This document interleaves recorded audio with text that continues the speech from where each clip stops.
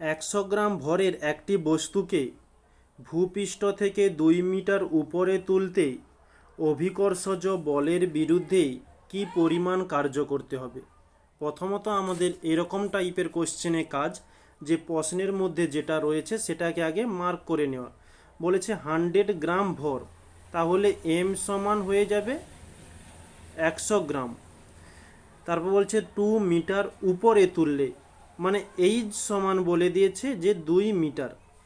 এখন বলছে কি পরিমাণ কার্য করতে হবে, ডাব্লু সমান জিজ্ঞাসা চিহ্ন। তাহলে আমরা একটা সমীকরণ জানি বা আমরা এখান থেকে বলতে পারি, আর এখানে আমাদের এই প্রশ্নের মধ্যে যে ডাব্লুর কথা বলেছে মানে যে পরিমাণ কার্য মানে অভিকর্ষজ বলের বিরুদ্ধে কার্য করতে বলেছে, এর অর্থ হচ্ছে স্থিতিশক্তি। আমরা এখানে ডাব্লুর পরিবর্তে আমরা এখানে স্থিতিশক্তিও করতে পারি, বা আমরা একটু লিখে দিই যে অভিকর্ষজ বলের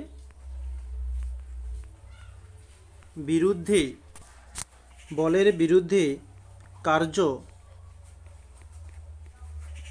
কার্য বা আমরা একে বলতে পারি যে স্থিতি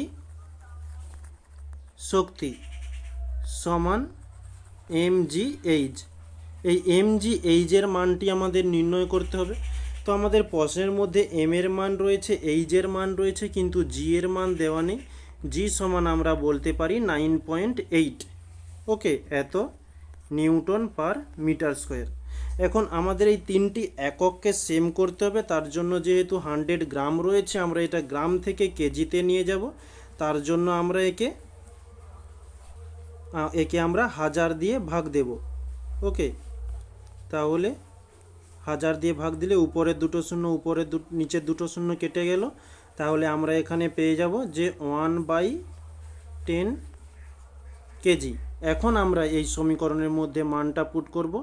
এম এর মান বের হলো 1/20 মানে 1/20 ইন্টু জি এর মান 9.8 ইন্টু এইচ এর মান 2। এটা যদি আমরা ক্যালকুলেশন করি তাহলে চলে আসছে এদিকে 10।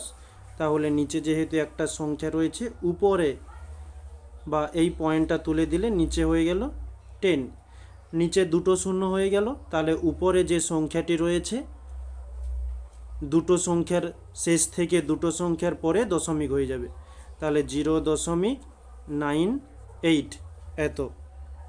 ওকে, আচ্ছা 1 মিনিট, আমরা এখানে মানটা একটু ভুল বসে ফেলেছি, 1/20 করেছি, যেখানে 1/10 আসছে। 1 মিনিট,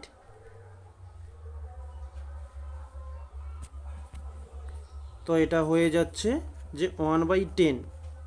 ওকে, তাহলে 2 দিয়ে দিলে 2 5 10, আর এখানে পয়েন্ট তুললে হয়ে যাচ্ছে 10।